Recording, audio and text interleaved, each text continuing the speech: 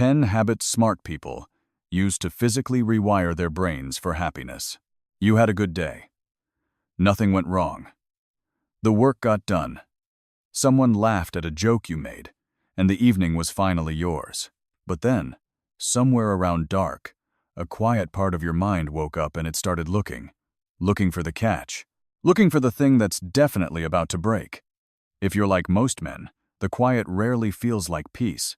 It usually just feels like the eerie silence right before something blows up. Listen, you aren't paranoid, and you definitely aren't broken. Your brain is simply running a survival program older than your own name. But here is the thing nobody tells you about that program. The part of your mind constantly scanning for danger, and the part endlessly chasing the next goal they run on the exact same engine. It's a mind that refuses to let enough simply be. The Stoic philosophers saw this exact thing 2,000 years ago. They realized that the man who runs the hardest at happiness is the one who keeps pushing it furthest away. Because happiness isn't something you catch, it's something you build. And you build it through what you repeat every single day. Your brain rewires itself around your habits not overnight, but slowly, through how it learns to respond to the world. So today, we're diving into the 10 core habits wise men use to stop their minds from working against them. We aren't talking about the loudest guys in the room. We're talking about the ones sharp enough to stop running it all through their heads at 2 a.m.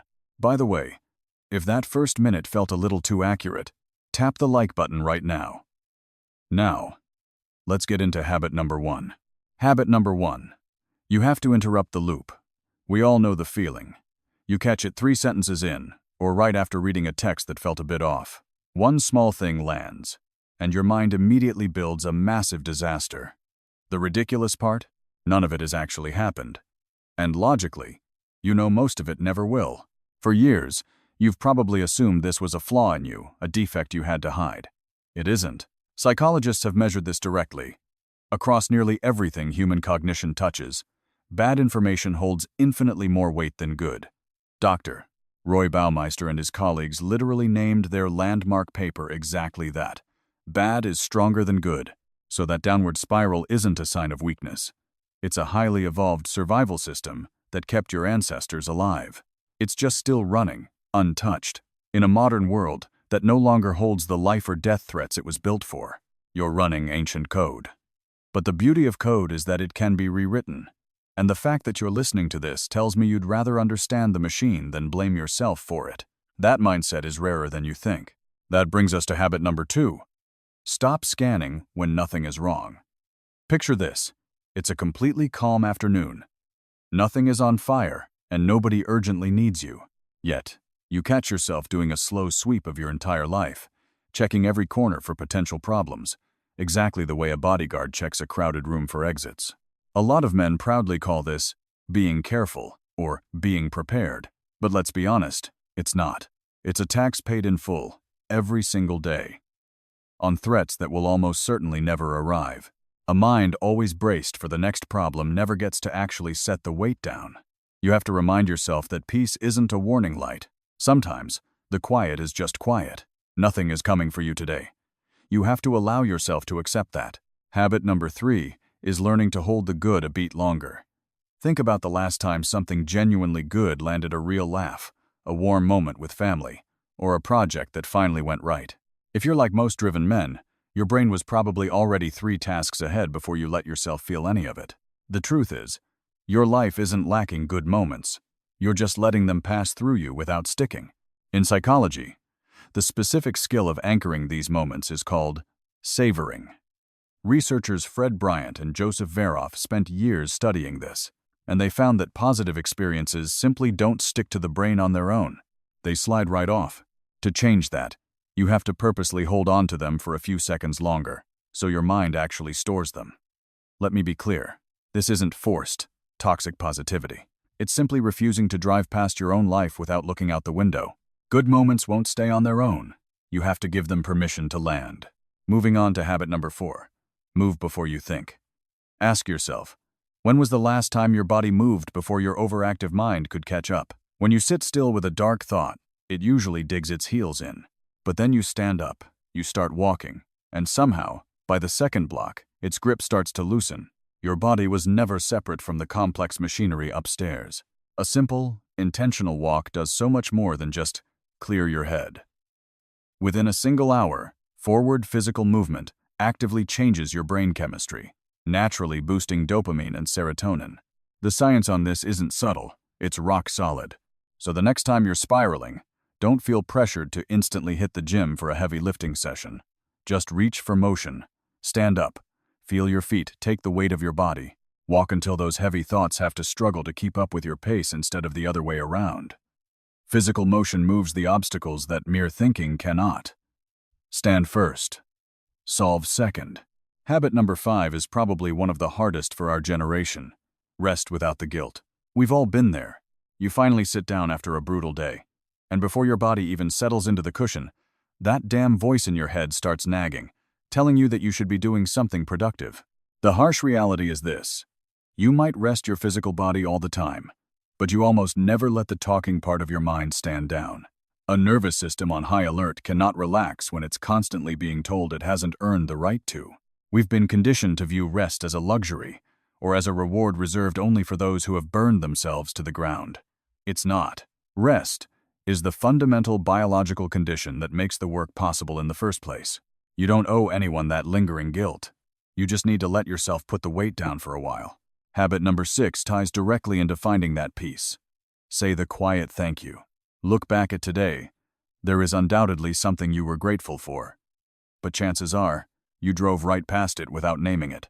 For a lot of men, the concept of gratitude sounds soft, maybe even a little cliché. But that stigma shatters the second you look at the clinical data and realize it leaves a real, physical mark on your body. When measured through fMRI brain scans, practicing gratitude actively lights up the neural regions tied to value and moral judgment, the exact parts of the brain that decide what matters in your life. This isn't about hypnotizing yourself into a fake good mood or pretending a bad situation is fine. It's highly intentional, calculated attention. You already have the good thing. You're just driving past it without giving yourself the chance to acknowledge it. Claim the win, no matter how small. Now we hit habit number 7. Keep one promise to yourself. This one is going to sting for some of us. How many times have you told yourself, I'm starting this on Monday, or this time is going to be different? And the exact moment you say it, a quiet, exhausted part of your brain doesn't even bother believing you, simply because it's seen that exact promise fail too many times before. We often lie to ourselves, thinking unshakable confidence comes from massive, life-changing wins. It doesn't. True confidence comes from undeniable evidence. Legendary psychologist Albert Bandura spent his entire career proving this. He found that the strongest source of self-belief isn't a pep talk in the mirror. It's mastery.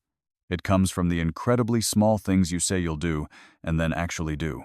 Every single promise you keep to yourself is an act of a man rebuilding the value of his own word quietly, brick by brick, until his internal commitments hold real weight. So start today. Make the absolute smallest promise you know you can keep. And then keep it. That is the exact moment you start winning your own trust back. Habit number 8 is something we've completely lost along the way. Bring back play. Seriously. Ask yourself, when was the last time you did something for absolutely no reason at all? No expected outcome, no financial upside, just doing it to do it. Kids play instinctively without ever asking for permission. But as grown men, we have this toxic tendency to turn every personal interest into a project that needs optimizing, or a side hustle to make extra cash. We even try to optimize our sleep, but engaging in pure play hands your brain a massive hit of reward with absolutely zero strings attached. There's no performance pressure to manage, and no score you have to defend. Now, listen, I know your brain's favorite habit right now is probably just lying in bed, doom scrolling, and doing nothing. Trust me, my brain wants to do the exact same thing. So we have to start smaller. Commit to doing one completely pointless thing this week. Be terrible at it on purpose. Build something that won't impress a single person on the internet, because escaping the pressure to impress is the entire point of this exercise. Habit number 9 demands brutal honesty. Separate what is yours from what isn't. Listen, this next part might sting a bit. So many of us are desperately trying to meditate or breathe our way out of a life situation that no breathing exercise on earth was ever built to fix. This is exactly where half of the modern self-help industry quietly lies to you. Over 2,000 years ago, the Stoic philosopher Epictetus drew the only line that actually matters. There are things in your control, and things that never will be. Your internal judgments, your daily reactions, your habits, that's your territory.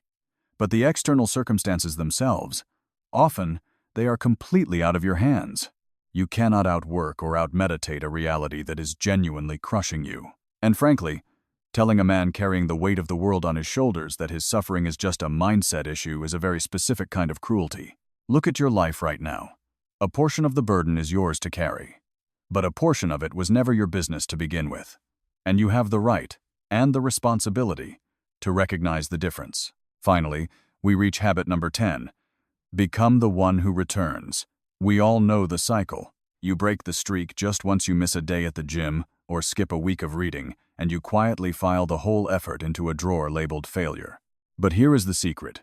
Everyone falls off the horse. The core difference between success and failure was never about who kept a spotless, perfect record. The human mind doesn't fundamentally change because of one intense, high-stress week of perfect effort. It changes through the humble act of returning. It's picking that exact same small habit back up after you've dropped it in the mud. True discipline isn't about never stumbling. It's about being the kind of man who gets back up and gets back to work without bruised ego, resentment, or making a massive scene about it. You do not need a perfect streak to change your life.